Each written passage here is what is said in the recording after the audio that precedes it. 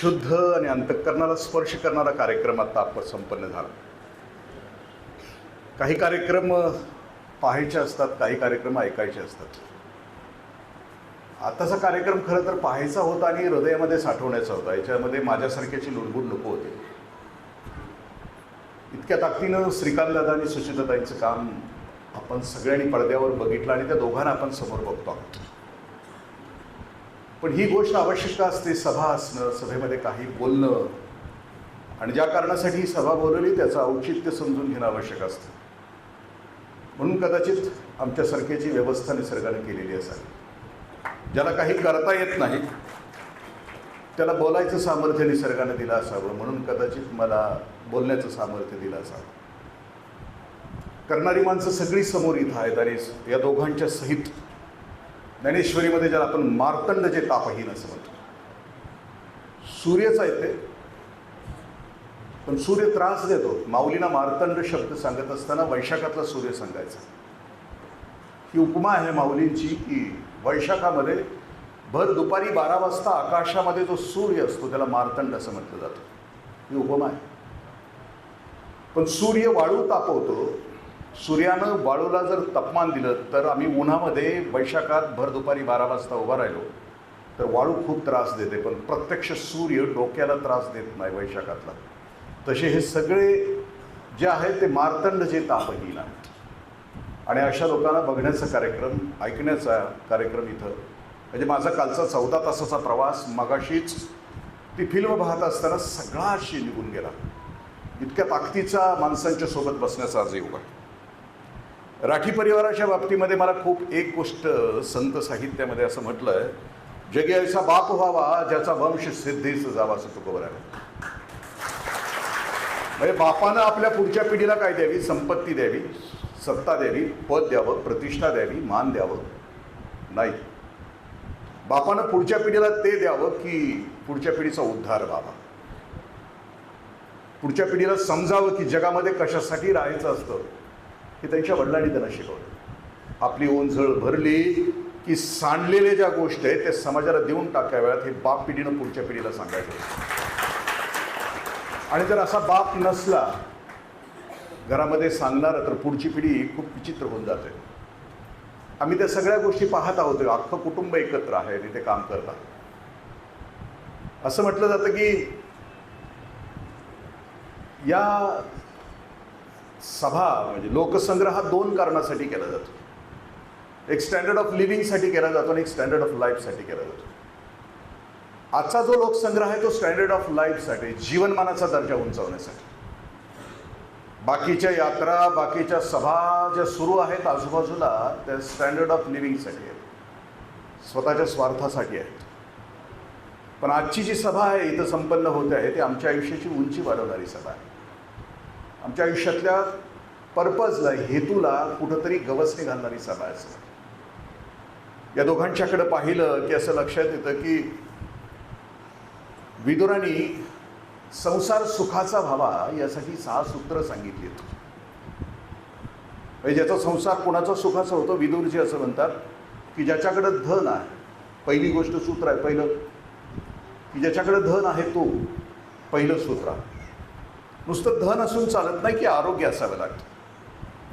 धन आणि आरोग्य दोन्ही असलं की दुसरं सूत्र आहे. पण हे असंच नसतं. एकाकडे धन असू शकतं आणि आरोग्य असू शकत नाही, आरोग्य असू शकतं आणि धन असू शकत नाही. पुढची 2 सूत्र आहेत ती बायकोच्या विषयीची आहेत. म्हणजे बायको प्रेमळ असावी आणि बायको गोड बोलणारी असावी. हे एकाच बायकोमध्ये असावं असं सांगितलं आहे. आणि त्यामुळे बायकोच्या विषयी असं म्हणजे या दोघांच्याकडे बघितलं की आपल्या लक्षात येतं. काही जोडपी असतात ती मेड फॉर हिमसेल्फ असतात, ती त्याच्यासाठी जाते. काही जोडपी असतात ती मेड फॉर हरसेल्फ असतात, तो तिच्यासाठी जातो. काही जोडपी असतात ती मेड फॉर इच अदर असतात आणि काही जोडपी असतात ती मॅड फॉर इच अदर असतात. श्रीकांतदादा आणि सुचिताताई मॅड फॉर इच अदर आहेत. तुझं स्वप्न ते माझं स्वप्न, तुझा श्वास तो माझा श्वास, तुझं जगणं ते माझं जगणं. माझ्या एकट्याच लेकराला सुखी करता आलं असतं पण श्वास अनेकांच्या सुखासाठी होतो, त्यावेळेला ते स्वप्न त्यांचं जीवन बनून जातं आणि जीवन हे श्वास होऊन जातं. नाहीतर आमची लग्न कशी असतात, आमची जोडपी पु ल देशपांडे असं म्हणतात की लग्न हा एक असा किल्ला आहे की त्याच्या बाहेर असणारे आत जाण्यासाठी धडपडतात आणि आत असणारे बाहेर जाण्यासाठी गुदमरतात. मी आपल्या संसाराविषयी इथं अजिबात बोललेलो नाही, म्हणून तर म्हटलं हा कार्यक्रम आहे तो जीवनाची उंची वाढवणारा आहे. अरिस्टॉटल असं म्हटलं की जीवनाचा उद्देश आहे, the ultimate aim of life is happiness असं म्हटलं. तुमच्या माझ्या सगळ्यांचा जी धावाधाव आहे, मुंगीपासून ब्रह्मदेवापर्यंत सगळ्यांची जी धावाधाव आहे, ती धावाधाव फक्त यासाठी की आम्ही सगळ्यांनी सुखी आणि आनंदी व्हावं. पण आम्ही असं म्हटलं जातं की पहिल्या 2 प्रकारामध्ये मोडतात. असं म्हटलं जातं की पहिली गोष्ट आम्ही जगतो ते प्लेजरमध्ये जगतो, काही जण जगतात ते पॅशनमध्ये जगतात, आणि तिसऱ्या प्रकारचे लोक आहेत ते पर्पजसाठी जगतात, आणि संत जगतात ते हॅपीनेससाठी जगतात. प्लेजरमध्ये जगणारे माझ्यासारखी लोक, सामान्य लोक, खा प्या आणि मजा करा, eat drink and be happy, हे दिल मांगे मोर, ब्रँडेड शूज, ब्रँडेड कपडे, ब्रँडेड मोबाईल, आमचं जगणं प्लेजरसाठी जगणं. म्हणजे आम्ही चर्चाच आमच्या घरामध्ये ते असतात की तुझा मोबाईल कोणत्या कंपनीचा, माझा मोबाईल कोणत्या कंपनीचा, तुझी गाडी कोणती, माझी गाडी कोणती. किंवा असं म्हणता येईल की आणखीन 3 प्रकारची माणसं असतात, स्थायिक प्रकारची माणसं असतात की अखंड आयुष्यभर संपत्ती, स्थायिक संपत्ती जमा करतात. इथं प्लॉट घे, तिथं प्लॉट घे, इथं फ्लॅट घे, तिथं फ्लॅट घे, ही स्थायिक प्रकारची माणसं असतात. दुसरी असतात ती माईक प्रकारची माणसं असतात, सत्ता, संपत्ती, पद, प्रतिष्ठा, मान. आणि तिसरी असतात ती व्यावहारिक माणसं असतात, अखंड आयुष्यभर व्यवहारामध्ये जगत असतात. त्यांच्याविषयी नाही आपण जे बोलतोय आज, आजची सभा आहे, ते त्याच्यापेक्षा वेगळ्या गोष्टी. आमची सगळ्यांची सुखाची ठिकाणं काय आहेत की मुलगा एकच स्वतःचा, हम दो हमारा एक बजाज, आणि मग तो बजाजला खूप मोठं करायचं, त्याला इंजिनिअरिंगला घालायचं, आणखीन कशाला घालायचं. मग त्याची बायको पण इंजिनियर असणार, मग ते राहणार पुण्याला, मग रविवारी मॉलमध्ये जाणार, ते खरेदी करणार खूप नको असताना 10,000 हजारची खरेदी एका दिवशी. मग पाऊस पडायला लागला की आम्ही मंडळी जाणार मग लोणावळ्याला, मग धबधब्याच्या खाली आंघोळ करणार, सेल्फी काढणार आणि फॅमिलीच्या ग्रुपवर टाकणार. कारण आम्ही जगतो ते आमचा संसार तुमच्यापेक्षा किती सुखाचा चाललाय हे दाखवण्यासाठी आमचे संसार असतात. मेरी साडी से तेरी साडी सफेद कशी. आमच्या या व्यवहारी जगामध्ये आमचं जे चाललेलं असतं, मी प्लेजर म्हटलं ना, तुझ्यापेक्षा माझा संसार सुखाचा चाललाय, ह्याची टस्सल चालू आहे सारखी, प्रत्येकाची टस्सल चालू आहे. त्यामुळे आमच्या सगळ्या जाहिराती सुद्धा तशाच असतात. ज्याला व्यापार चांगला करायचा आहे त्याच्या व्यवहारिक द्वेषावर आधारित असले पाहिजे. घर की बडे शान, पडोसी की जले जान. उनिडाचा टीव्ही घरात असला की शेजारी जळेल. प्लेजर म्हणजे जाळ्यासाठी आम्ही जगतो का दुसऱ्याला. लिनन नावाच्या कपड्याची जाहिरात आहे, बघतोस काय रागानं, लिनन घातलंय वाघानं, म्हणजे आम्ही शेळे आहे बाकीचे सगळे, लिनन घातलं की तेवढा वाघ होतो. आमचं जगणं आहे ना, माऊली त्याच्याविषयी असं म्हणतात की पै पंकिसाची एक किडे कीन किळसिंची. खूप क्षुद्र गोष्टीमध्ये जगतो आम्ही. शब्द, स्पर्श, रूप, रस, गंध म्हणजे प्लेजर, या गोष्टीसाठी आम्ही जगतो. शब्द म्हणजे चांगले शब्द ऐकावेत कानात, स्पर्श चांगला मिळावा, रूप चांगलं बघायला मिळावं, रस चांगले जिभेवर भोगता यावेत. आम्ही जगतो ते क्षुद्र गोष्टीमध्ये जगतो. जीवनाचा अर्थ न कळालेली माणसं आहेत. आम्ही सोमवारी जन्माला येतो, आम्ही मंगळवारी मोठे होतो, बुधवारी आमचं लग्न होतं, गुरुवारी आम्हाला पोरं होतात, शुक्रवारी आम्ही आजारी पडतो, शनिवारी लईच आजारी पडतो आणि आयतवारी आमचा काळावर कुठलाच ठसा नसतो. जगतो आणि मरतो. पै पुंकिसाची आहे किडे कीन किळसिंची. माऊली म्हणतात की पुवातल्या किड्याला पुवाचा कधी किळस येत नाही. आम्हाला सुद्धा या गोष्टीचा कधी किळस येत नाही. दिवसभर आम्ही जे जगतो त्या जगण्यामध्ये संध्याकाळी आम्ही झोपताना विचार केला, एखादी तरी शलाका आमच्या दिवसभराच्या आयुष्यामध्ये एक तरी क्षण असा गेला का तो की जो दिव्यत्वाचा होता, अनेकांना भारावून टाकणारा होता, एखाद्याला सुखी करणारा होता. दिवसातला एकही क्षण असा नसतो, तर आयुष्याच्या शेवटी किती क्षण आम्ही गोळा करू शकू की जाताना सांगते असं. कारण तुकोबराय असं म्हणतात की येईल शेवटी कोण कामा काय जाब देशी यमदूता. या 3.5 हाताच्या देहाचा काय जाब देशील असं ते प्रश्न विचारतात. दुसरी माणसं असतात ती पॅशनसाठी जगतात. इकेगाई नावाचं आपण पुस्तक वाचलं असेल. पॅशन या शब्दाचा अर्थ की निसर्गानं प्रत्येकाला कोणती तरी बुद्धी दिली. कुणाला संगीत दिलं, साहित्य दिलं, कला, क्रीडा, नाट्य, त्याला जे दिलंय त्याच्यामध्ये तो आयुष्य घालवतो. आणि तिसरी जी गोष्ट मी आपल्याशी आज आपण बोलतो आहे, आजची जी सभा आहे ती पर्पजसाठी. म्हणजे ज्याला आपल्या आयुष्याचा हेतू समजला, या 3.5 हाताच्या देहाचं करायचं काय आहे. म्हणजे मी जन्माला यायच्या अगोदर सुद्धा ही पृथ्वी होती, 6 ऋतू होते. मी मेल्यानंतर सुद्धा पृथ्वी असणार आहे, 6 ऋतू संपणार आहे. माझं या पृथ्वीवरचं अस्तित्व एका बुडबुड्यासारखं आहे, क्षणभरासारखं. मग हे 3.5 हाताचा देह जो दिलाय, मन दिलं, बुद्धी दिली, शरीर दिलं, इतकं ऐश्वर्य त्यानं दिलं आम्हाला, तर त्याचं नेमकं काय करायचं, हा पर्पज, हेतू ज्याला समजतो तो खूप उदात्त आयुष्य जगतो. व्हिक्टर फ्रँकल नावाचा एक ज्यू मानसशास्त्रज्ञ, त्याचं एक पुस्तक आहे अर्थाच्या शोधात, छोटंसं पुस्तक आहे. चुकून वाचायची सवय असली तर त्याचं आपल्याला वाचू शकतो आपण. कारण आमचं स्क्रीन टायमिंग आता 13 ते 17 तासाचं आहे आमच्या सगळ्यांचं. खूप प्रेम आहे त्या स्क्रीनवर आमचं. आणि आम्हाला 40 सेकंदाच्या वर आमची रील गेली तर आम्ही बघत नाही. आता त्याच्यावर संशोधनांती असं झालंय की ते स्क्रीनवर पूर्वी कोरोनाच्या अगोदर 4 मिनिटाचं चालायचं. ते काय ते कसलं टॉक, चीनचं ॲप होतं ते टिकटॉक. आता ते 40 सेकंदावर आमचं आलं. इतकं मेंटल डिस्ट्रॅक्शन झालं. आपला विषय असा चालला होता की ते व्हिक्टर फ्रँकलला ज्यूच्या छळछावणीमध्ये होता. 4 वर्ष होता. हजारो वेळा त्याला मृत्यू स्पर्श करून गेला. कधी गॅस चेंबरमध्ये समोर त्याच्या प्रेतं जायची, ओढलं जायचं, त्याला शॉक बसलेला होता. तरी तो जगत होता, त्या नकारात्मक वातावरणामध्ये जगत होता. आणि जगल्यानंतर तो बाहेर आला आणि त्यानं स्वतःलाच प्रश्न विचारायला सुरुवात केली की मी का जगलो. आणि मग जगण्याच्या प्रेरणा कोणत्या असतील माणसाच्या. आणि मग तो जगभर हिंडत राहिला, सर्वे करत राहिला. आणि त्या सर्वेनंतर त्याच्या असं लक्षात आलं की माणसाच्या जगण्याच्या प्रेरणा कोणकोणत्या आहेत. तो सांगतो की पहिली माणसाची जगण्याची प्रेरणा आहे वासना. ही माणसाची जगण्याची प्रेरणा आहे की जो सिग्मंड फ्राईड सांगून गेला. सत्ता ही माणसाची जगण्याची प्रेरणा आहे की जो ॲडलर सांगून गेला. सत्ता, संपत्ती, पद, प्रतिष्ठा, मान, सौंदर्य ह्या माणसाच्या जगण्याच्या प्रेरणा आहेत. असं आता सत्ता किती नश्वर आहे सांगण्याची आवश्यकता नाही. सत्ता जगण्याची प्रेरणा असू शकते का. मी आता सरकारी खात्यामध्ये होतो.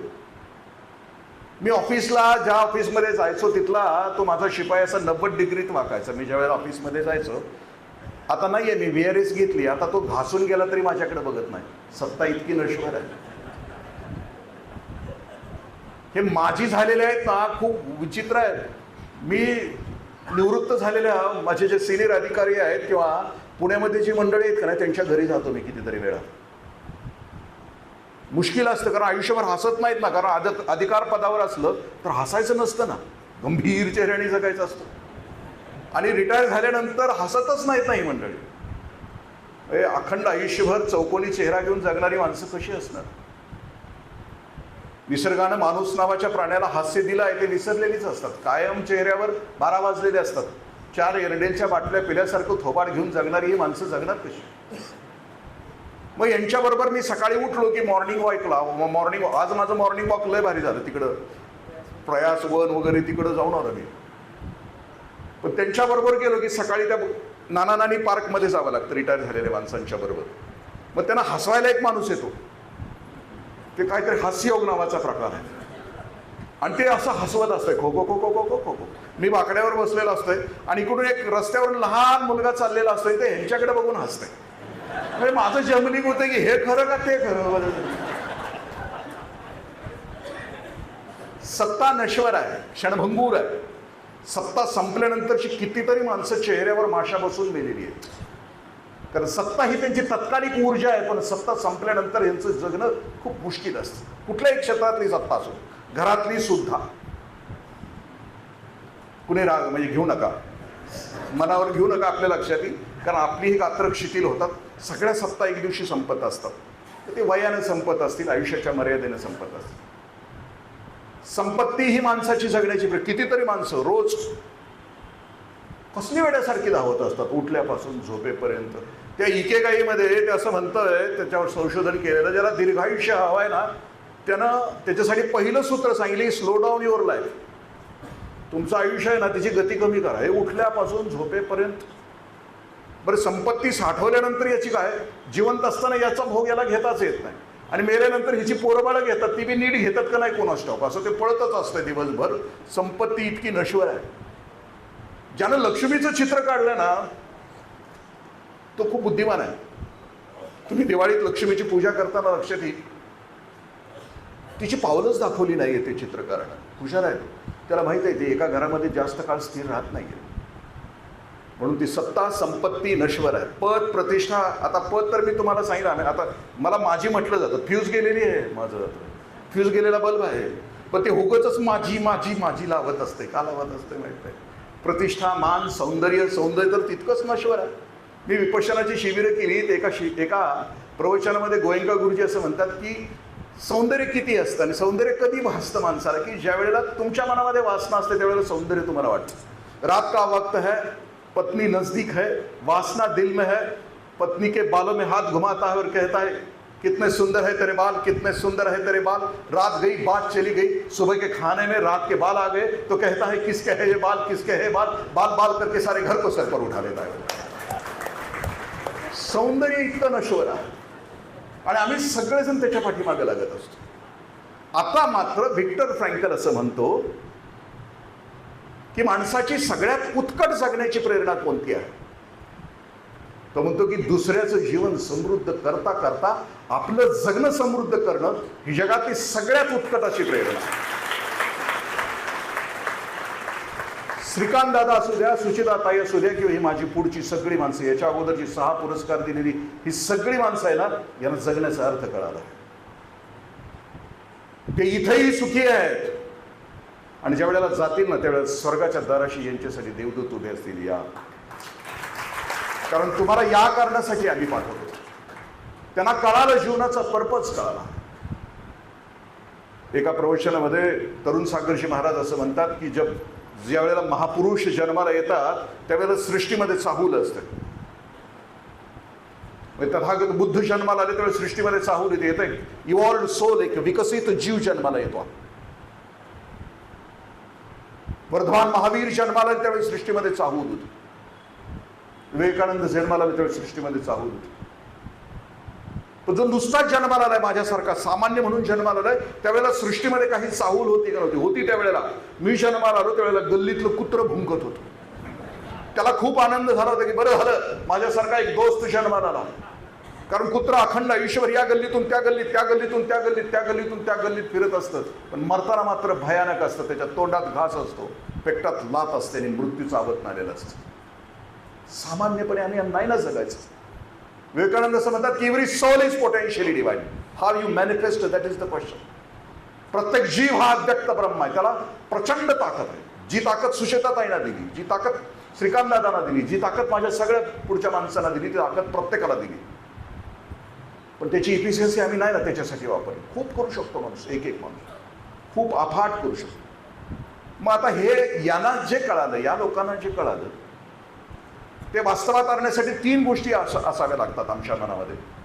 Way of life, way of thinking and way of worship असणं.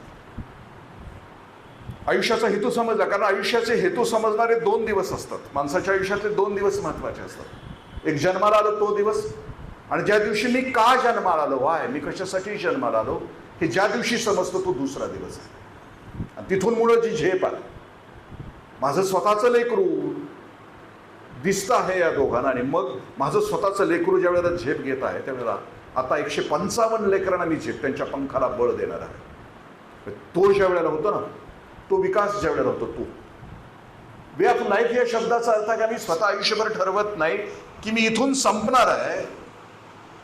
त्यावेळेला माझ्या अख्ख्या आयुष्याचं मी नियोजन काय केलेलं आहे. एखादं ब्रीद वाक्य माझं आहे की जसं या दोघांनी ठरवलं की जोपर्यंत हे जिवंत आहे आणि आणखीन यांचं लेकरू ठरवत आहे, माझ्या वडिलांची, मगाशी त्या दादाचं ऐकलं ना, माझ्या वडिलांची मिरासिका देवा तुझी चरण सेवा पांडुरंगा.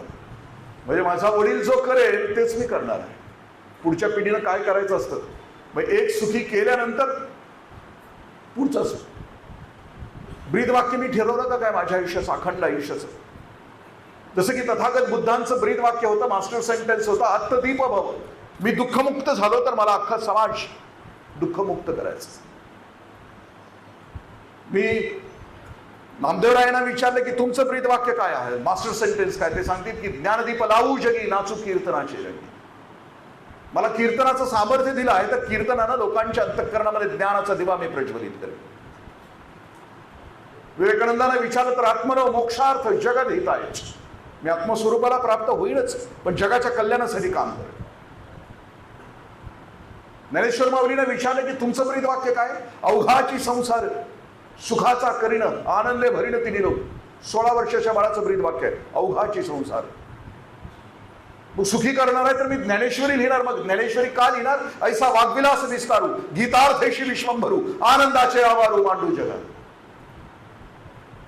मी ज्ञानेश्वरी मी का लिहितो आहे? या ब्रह्मांडाच्या भोवती मला एक कुंपण घालायचं आहे आणि त्या कुंपणाच्या आतल्या सगळ्यांना मला सुखी करायचं. 16 वर्षाचं बाळ.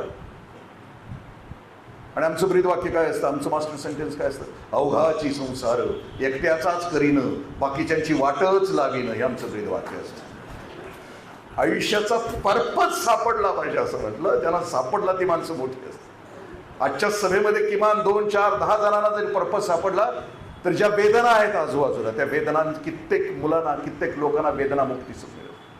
जशी यांनी वेदना मुक्ती दिलेली आहे सगळ्यांना, एका एका दुःखाशी झटत. Way of life. दुसरी वे ऑफ थिंकिंग. विचार करण्याचा मार्ग कोणता तुमच्या माझ्या आयुष्याचा?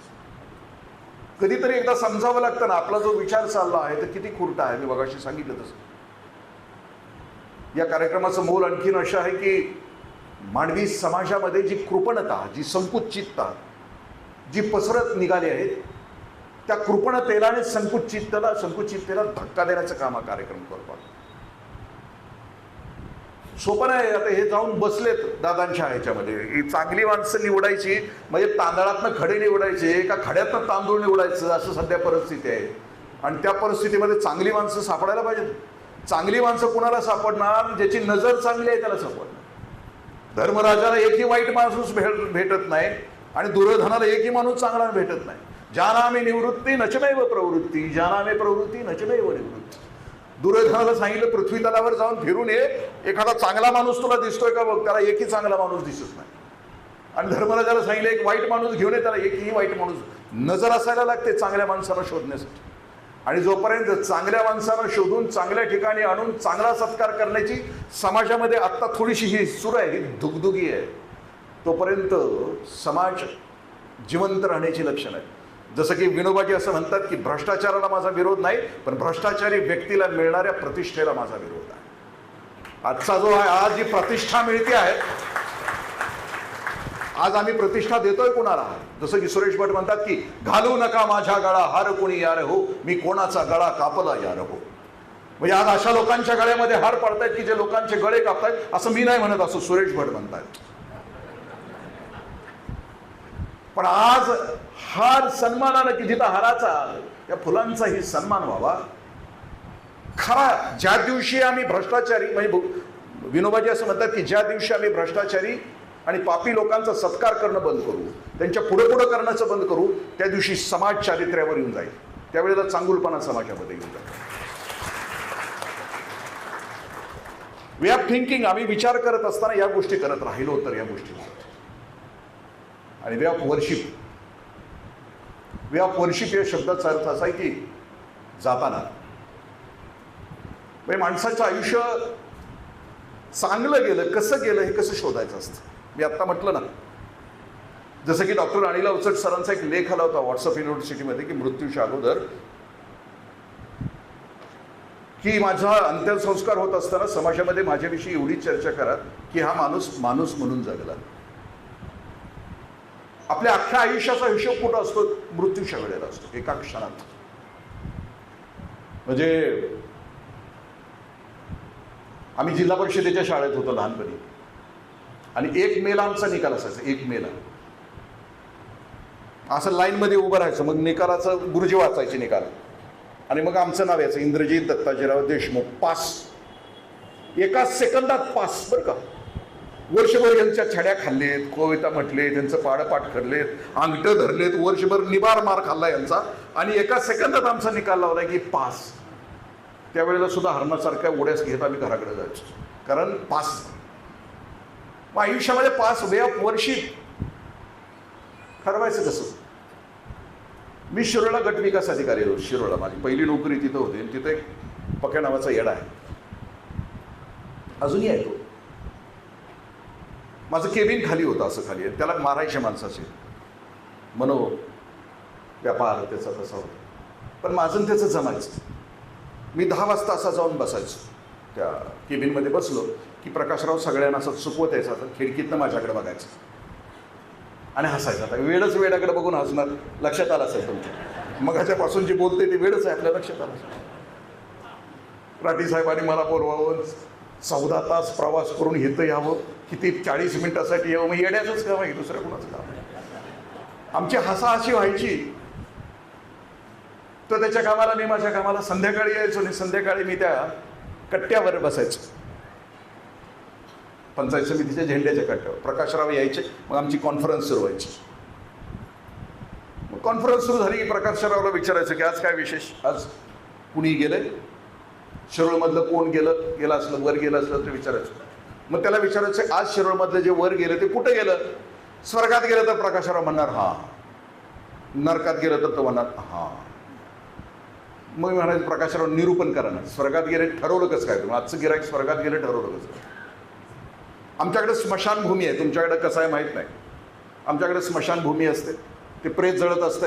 प्रेतामध्ये अण्णा मामा तात्या, ते कुणी रॉकेल टाकते, कुणी मीठ टाकते.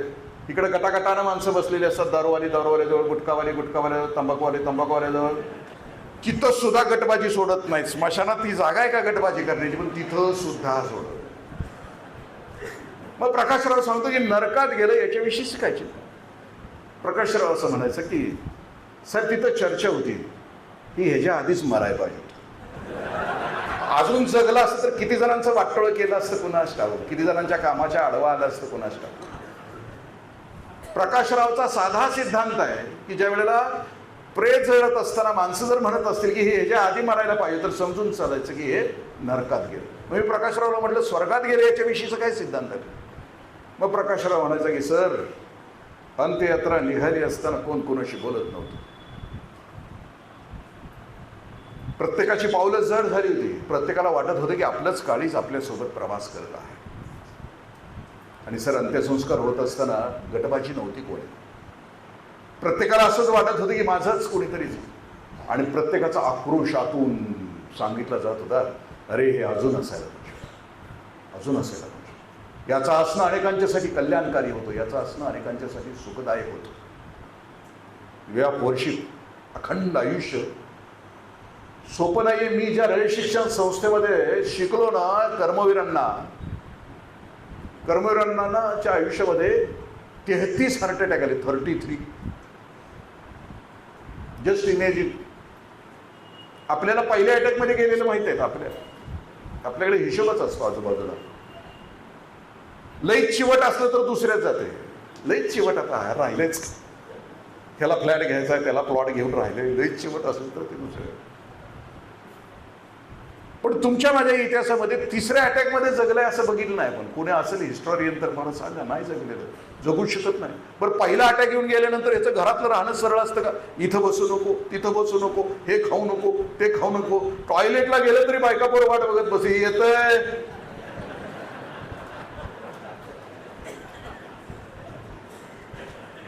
वर्षी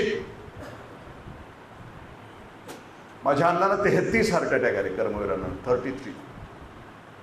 बॅरिस्टर पी.जी. पाटील सरांनी लिहिलंय. अटॅक यायचा, तो यमदूत यायचा.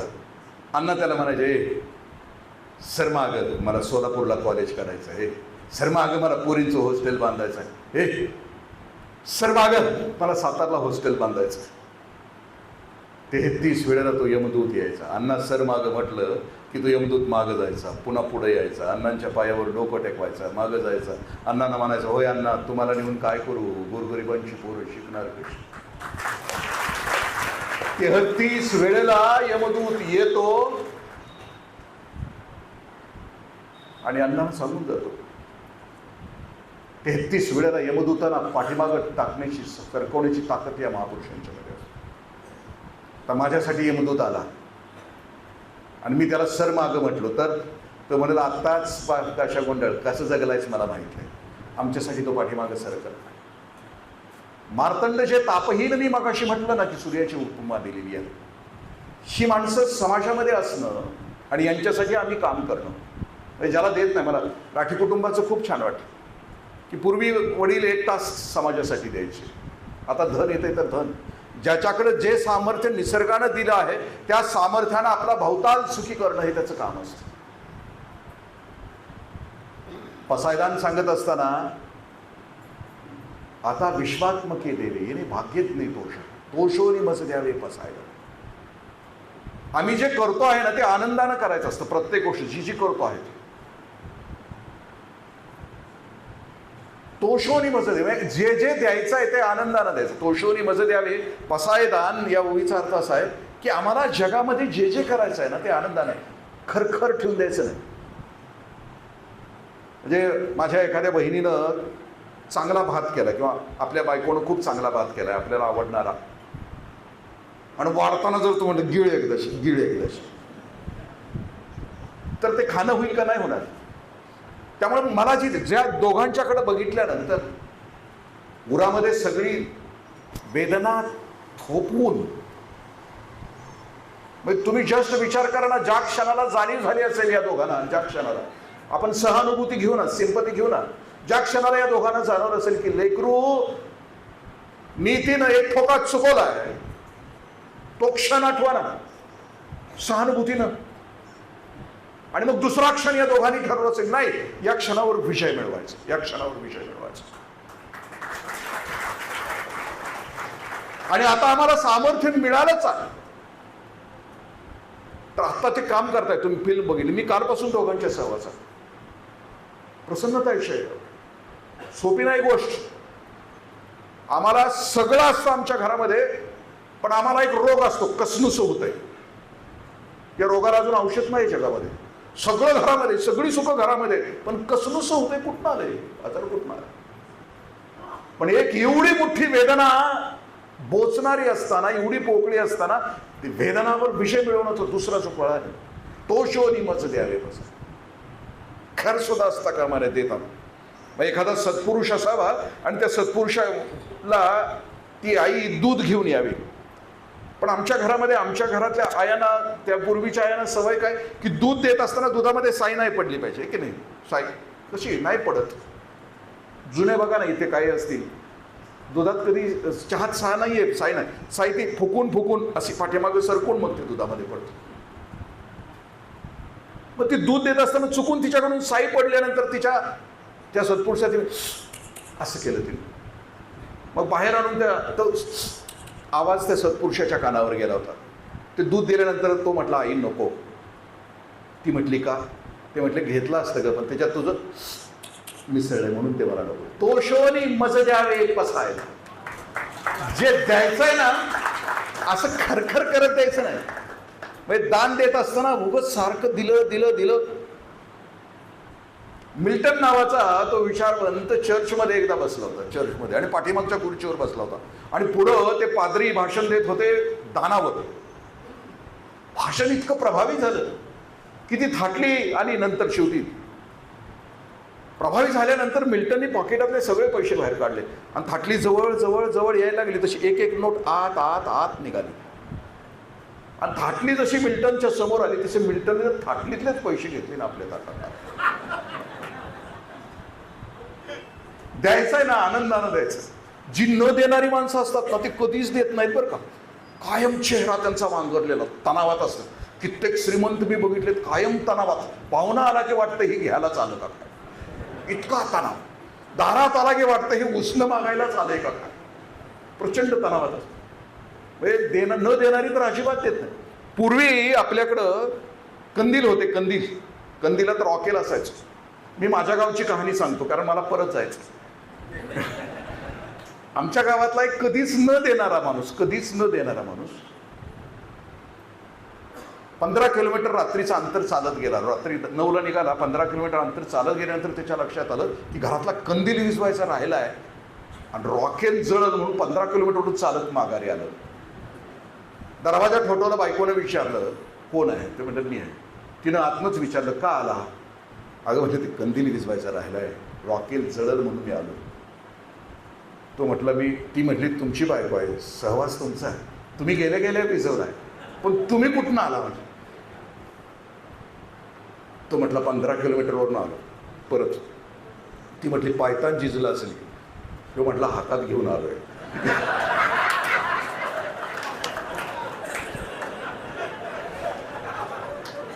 हे वर्णन करत असताना एकमेकाकडे बघू नका.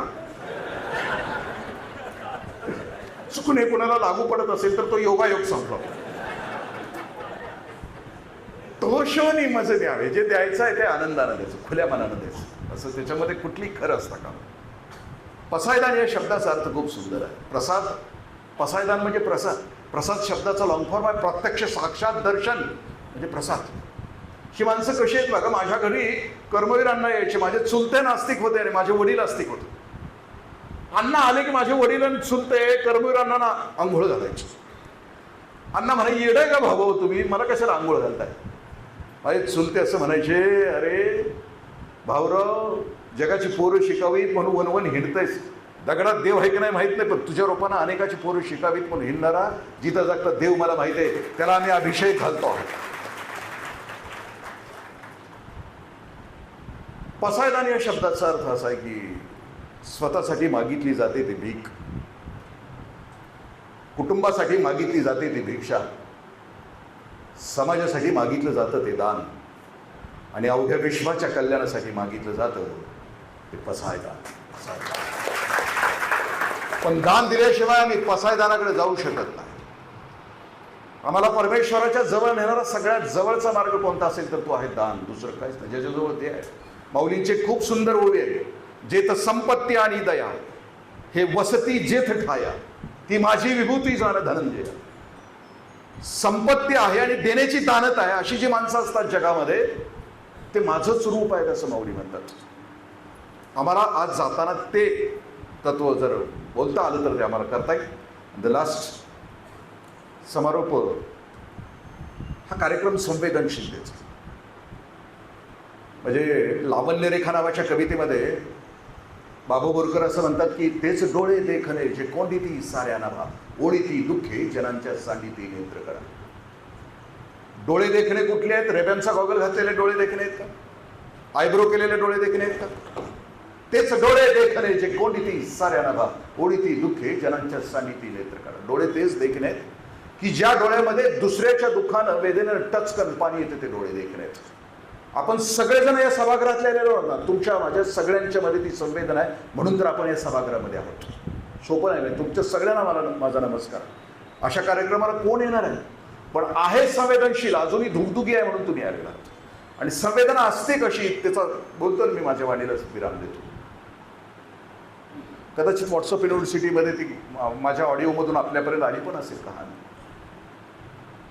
पोस्टमन आहे, बदली होऊन आला आहे नवीन गावाला. टपाल टाकता टाकता गावाच्या बाहेरच्या वस्तीवर तो गेला. ऊन तापलंय.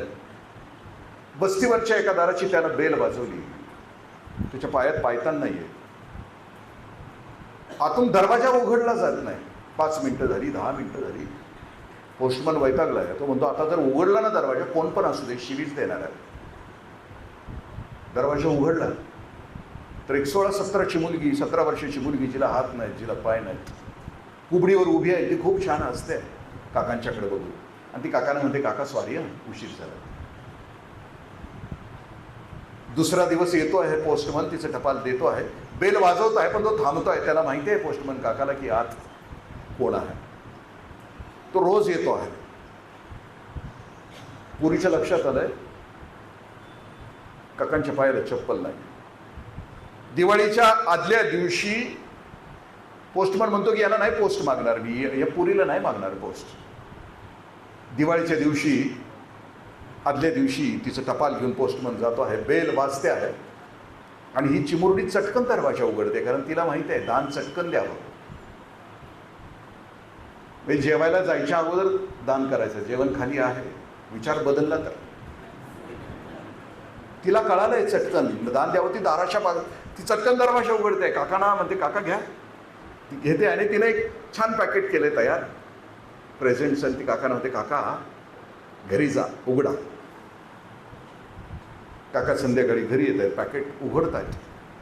तर त्या पोरीने चप्पल आणली होती काकांची. तिचं जे माप घेतलं होतं ना, ते काल काकांची वाळू तुटलेली ती पावलांची खणून येते. पावलांच्यावरून त्या पोरीनं चिमुरडीनं माप घेतलं होतं. बरोबर मापाची काकाची चप्पल आणली होती. काकाने रात्री चप्पल घातली. काकांना रात्रभर झोप नाही आली. पोस्टमन काका आले आणि पोस्टमास्टर तेच म्हणतात की सर माझी बदली करा. ते म्हणतात का 3 महिने झाले, आता कशी काय करणार? 3 महिन्यात नाही बदली होत. पण का करायची तुझी, तुला का हवी आहे बदली? तर पोस्टमन काका सांगतात की सर गेल्या 3 महिन्यामध्ये गावाच्या बाहेर जी वस्ती आहे त्या वस्तीमध्ये एक चिमुरडी राहते 16-17 वर्षाची. तिला पाय नाही यायचं. पण त्या पोरीनं काल माझ्यासाठी चप्पल आणली, कारण माझ्या पायात चप्पल नव्हते. मी आज तिच्या दारात गेलो, तिला पाय नाहीत, मी तिला पाय कुठून देऊ? मला नाही जायचं. मी चालत होतो अनवाणी, तेव्हा माझी डोळा आले पाणी. पाहिली मी त्याला, पायच नव्हते ज्याला. मी कुठला पाय देऊ तिला? मला नाही तिला तोंड दाखवता येत. मग पोस्टमन काका पुण्यामध्ये, मग सर मला एक 20-25 हजार तरी द्या, उचल द्या, उसने द्या, कर्ज द्या. ते म्हटले कशाच? ते म्हटले सर निदान त्या पोरीला जयपूरला नेऊन लाकडाचे जयपूरचे फूट तरी देईल, त्याशिवाय मी झोपू शकणार नाही सर. ही जी संवेदना, ही जी वेदना आहे, ही वेदना तुमच्या माझ्या हृदयामध्ये जर असेल तरच. आणि हा जर जागर आम्ही व्यापकतेचा, विशालतेचा, मानवतेचा जागर तुम्ही आम्ही जर अखंड आयुष्यभर नाही केला तर भविष्यातल्या पिढीसाठी आम्ही काही देऊ शकणार नाही. कारण तुमची माझी पिढी आहे ना भविष्यातली. कारण बाप पिढीनं पुढच्या पिढीला जगण्याच्या लायकीचा समाज करून मग मरायचा असतो. तुम्ही आम्ही कुठला समाज केला आमच्या पोरांच्यासाठी? जात, धर्म, पंथ, हिंसा, घृणा, द्वेष, मत्सर, कोणता समाज? हे आने वाली नसलो, हे येणाऱ्या पिढ्यानं आम्हाला तुमच्यासाठी एक असं जग तयार करायचं आहे की ज्या रस्त्यावरून तुम्ही जाल त्या रस्त्यावर आम्हाला प्रकाशाची बीजे पेरायची. बरं, तुम्ही ज्या रस्त्यावरून जाल त्या रस्त्याच्या डाव्या उजव्या बाजूला आम्हाला सौख्याची उद्यानं तयार करायची. काय आम्ही पुढच्या पिढीसाठी करून ठेवलं आहे? घृणा, मत्सर, द्वेष, हिंसा, बेईमानी, फसवणूक पावला पावला. तुमचं माझं पोरगं उद्या गेलं समाजाच्या बाजारात. नो किड्स मुवमेंट आज जगामध्ये सुरू आहे 2 कारणासाठी. पहिलं कारण आहे की स्वच्छंदी जगायचं आहे, आणि दुसरी नो किड्स मुवमेंट यासाठी सुरू आहे की जाणकार आईबाप असं म्हणते की पोराला जन्म दिला आम्ही या जगामध्ये तर त्यांच्यासाठी नरकच आहे. कशी जगतील ती पोरं? पावला पावलाला तुमच्या माझ्या पोरासाठी बेईमानी, गद्दारी, फसवणूक, भ्रष्टाचार, पाप आहे. सुरेश भटांच्या भाषेत सांगायचं झालं तर अजूनही हा खोल धाव नाही, अजूनही हा सूर्याला सराव नाही. पावला पावलाला तुमच्या माझ्या पोरासाठी आम्ही घाव हरून ठेवलेले आहेत. हा व्यापकता आहे की 1000 काळजाची माणसं आम्ही लोकांच्या समोर आली नाहीत, आणली नाहीत, आणि आमचं काळीच किमान या 1000 माणसांच्यासाठी हल्लं नाही तर पुढची पिढी आम्हाला जाग विचारेल, ए बापा आमच्यासाठी कुठलं जग सोडून गेलास? हे भयानक जग कशासाठी दिलंस आमच्या वाट्यात? माणूस नावाची जात चांगुलपणावर जगते, माणूस नावाची जात प्रेमावर जगते, माणूस नावाची जात जिव्हाळ्यावर जगते. पुढच्या पिढीसाठी आम्ही प्रेम, जिव्हाळा, आनंद आणि सौख्य नाही ठेवू शकलो तर तिच्या वाट्याला आम्ही कितीतरी संपत्ती दिली तर जळून जाईल संपत्ती, सोटा संपतील.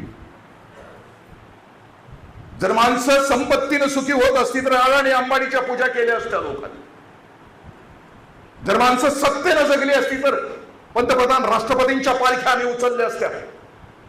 पण या जगामध्ये पालख्या उचलल्या जातात की ज्योत से ज्योत जगाते चलो, प्रेम की गंगा बहाते चलो.